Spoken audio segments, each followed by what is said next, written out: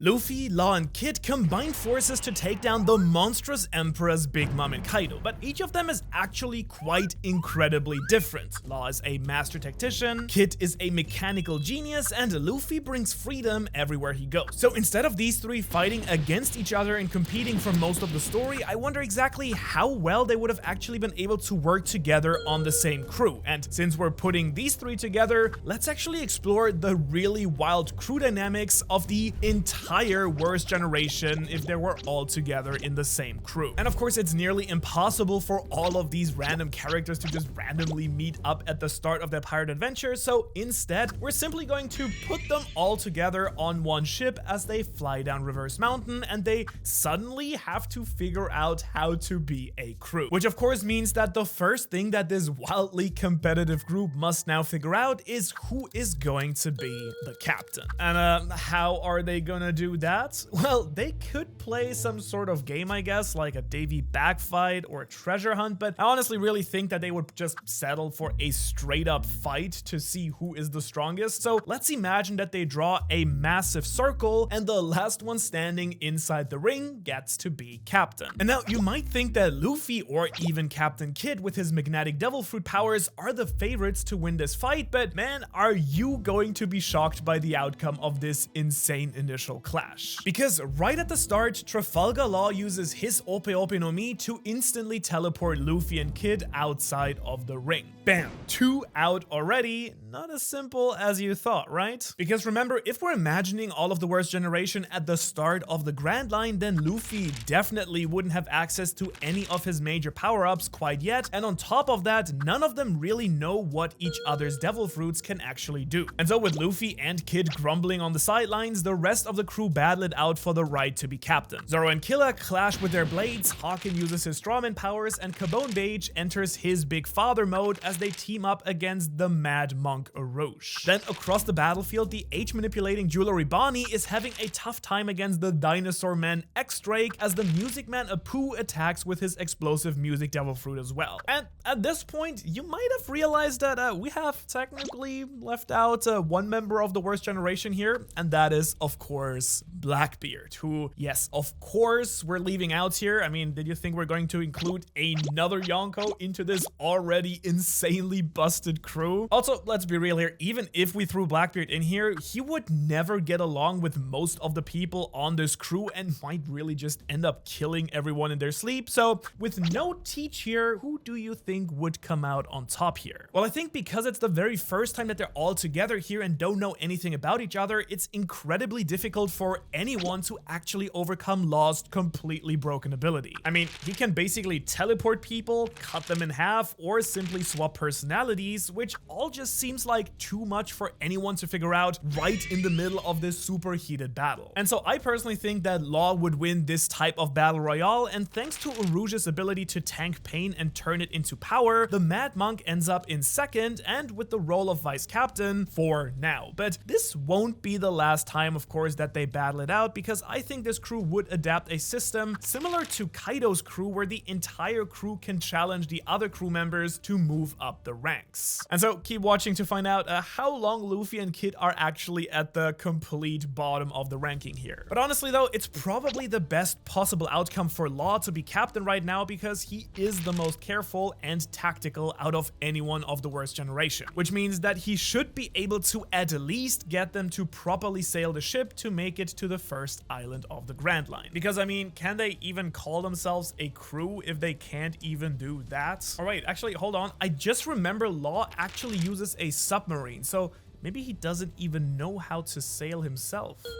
Well, let's forget about that part for now, I guess, because there are way more important things to discuss at the moment. Because the most important part of any crew, of course, is the actual roles that the crew takes. Now, we already said that Law is a captain, which is unfortunate because he can't be doctor, and Uruge is vice captain, but here are the other roles I think work best for each of the other crew members. And while you're free to argue against any of these, or maybe even most of these, I base them mostly on the hobbies and interests that the author has told us about about all of these characters. For example, Bonnie and Killer would both open restaurants if they weren't pirates, which means that they should at least know how to cook somewhat. Plus, X-Drake really enjoys studying the stars, which would make him a pretty decent navigator in my opinion. And Zoro and Killer would of course be swordsmen, I guess. And so with all of that more or less settled, they're off on their pirate adventure. But will this wild and insanely powerful crew be actually able to succeed and find the One Piece? We'll see, but for now, there's no real way of knowing which of the 7 paths from Reverse Mountain that this crew would actually take. Of course, they could take the same one that Luffy took and visit Drum Island, Alabasta, Jaya, and others, or they could just take a completely different path that we just don't really know anything about.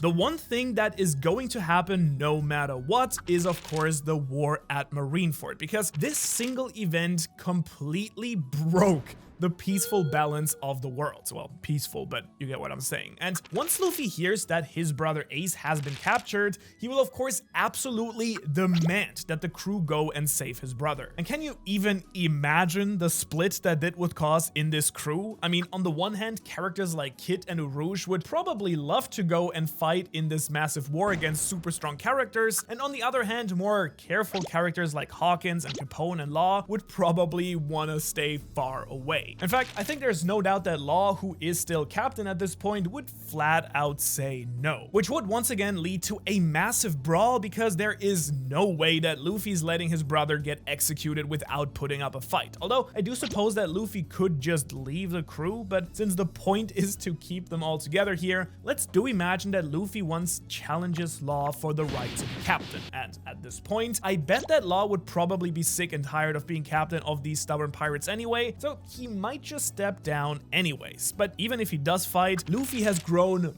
much stronger in the first half of the Grand Line. And so combined with everyone's now way better understanding of Law's Devil Fruit ability, Luffy would probably be able to overcome the Surgeon and everyone else in a second battle royale to become the new captain. Which means that we now have our second official Worst Generation crew role, so make sure to subscribe to the channel for official Worst Generation merch coming soon. I'm just kidding, but seriously, subscribe to the channel for more interesting what ifs like this. But now here are the updated crew roles. Like the only major changes so far being that Luffy is a captain, Kid is vice captain, while Law is now just the regular doctor, and Urouge has some other role on the crew like shipwright, I guess could fit pretty well, or something else. Although now that I'm thinking about it, I'm not sure Kid would ever want to be vice captain, so maybe he just stays a chore boy or a simple fighter and Zoro can be the vice captain instead.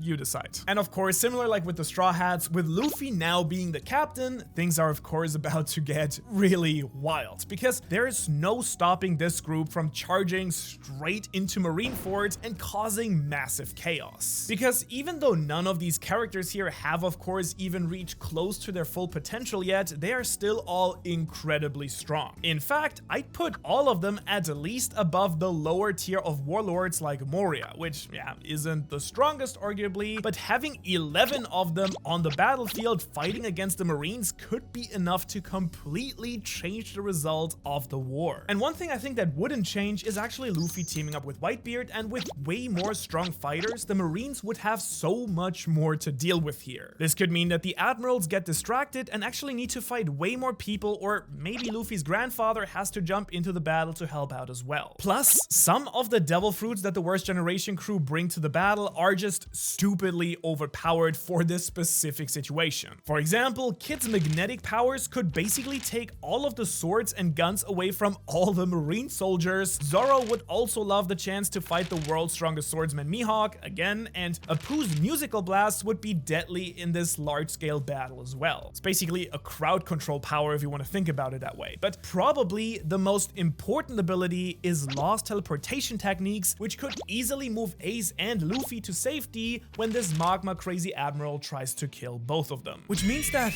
Ace lives? I know, a very unusual circumstance for any of my usual what if videos, but it's not all positive, because I do think that since Whitebeard was already going all out, that he would probably still die during this battle, maybe due to Akainu, maybe due to his heart attack, who knows, which means that Blackbeard could still take his devil fruit and go on to become an emperor. But now with Ace saved, the Worst Generation crew retreats along with the rest of the Whitebeard Pirates alliance. And so wow, I mean, this outcome is just going to completely change the story a lot, because with Ace alive, he would very likely go off with the rest of the Whitebeard pirates, and who knows, they might not really want to avenge their fallen captain and instead might continue as a major force in the New World instead of being completely wiped out by Blackbeard. But maybe the thing that we do have to discuss the most is, of course, the time skip. Now, if you remember, this was originally when Luffy learned the basics of Haki. Now, I don't think that Luffy would be able to spend 2 years training and be able to keep this wild crew together. So maybe Marco from Whitebeard's crew gives Luffy and the others a crash course in Haki as a thanks for saving Ace. Maybe Ace does it himself, or maybe Luffy's original teacher Rayleigh would still show up and teach him and maybe the rest of the crew. So basically, they all learn Haki and are all ready to head into the New World way earlier. However, this is where things could all fall apart completely, because now there are a few very important points to consider here. First, Luffy has probably awakened his Conqueror's Haki by now, meaning he's truly a candidate to be Pirate King. Second, this was also the part of the story that many of the Worst Generation gave up on becoming Pirate King. For example, many of them joined either the Emperor Big Mom or Kaido's crew, or just straight up gave up on their dream and finding the One Piece altogether. And so all of that means that many of the Worst Generation might actually be fine truly accepting Luffy as that captain now, since he's on the path to becoming an emperor as well with them. However, Kid is the one exception here, because he's basically the only one besides Luffy in the actual story who's still fighting to become Pirate King right now. But for now, let's imagine he doesn't quite leave, at least yet. Which does mean that we have to ask, what do they do next from here? Well, the crew could still very easily follow the path to Dressrosa to achieve Law's big dream of killing Doflamingo, and that could once again lead them to this giant elephant, where the crew would once again learn about the road poneglyphs, which are these red stones that basically have directions to Laugh Tale and the One Piece. Which means that it now makes a ton of sense for this crew to split up and go after the road poneglyphs owned by the Emperors Kaido and Big Mom. So half the crew goes to Whole Cake Island and the other half goes to Wano. And honestly though, right now at this point, it would probably go pretty poorly for either of these groups if they try to go for a straight up fight. I mean, I can just imagine Bonnie's food cravings going absolutely wild in Whole Cake Island and exposing the group as soon as they set foot on the island. And in Wano, there's definitely no one who can take down Kaido at this point yet. But let's imagine that they somehow actually manage to slip in, steal the poneglyphs on Whole Cake Island, even without the true MVP Brook. I mean, they have strong fighters than the normal group who went to Whole Cake Island in the first place, plus Capone Beige might make a pretty good plan, so certainly possible to survive as long as they don't get caught by Big Mom herself. Which now leads everyone back to Wano, where the raid on Kaido's castle could mostly take place like normal. And I'm actually pretty sure that on average, this group is quite a lot stronger than the regular Straw Hat crew. So who knows, the fight against the King of the Beast could even be a lot easier here. Which all means that the Worst Generation crew is so close to finding the One Piece and are ready to take on the remaining Empress. But hold on, surely it won't be that easy. Not with this type of crew, right? Because while I'm sure that they would have bonded a lot over the course of their adventures, and some of them might even be close friends like Luffy and Bonnie, I could just imagine something going horribly wrong with this collection of people. Like, for example, this might be the perfect opportunity for Kid to actually backstab Luffy and take the poneglyphs copies or something similar like that. And if that were to happen, it is probably because this crew wouldn't have nearly the level of loyalty that the other Straw Hats like Usopp, Nami, and Chopper have towards Luffy. I mean, Luffy literally had to save each of the weakling trio's home islands, but I actually wonder if they would still have needed saving if they had eaten an overpowered devil fruit like, let's say, Luffy's Nika fruit. And if you want to see just how unbelievably incredible Sun God Nami or Joy Boy Usopp's story would get, you can watch that video right here. For now, thanks for watching, and I will see you hopefully in the next one.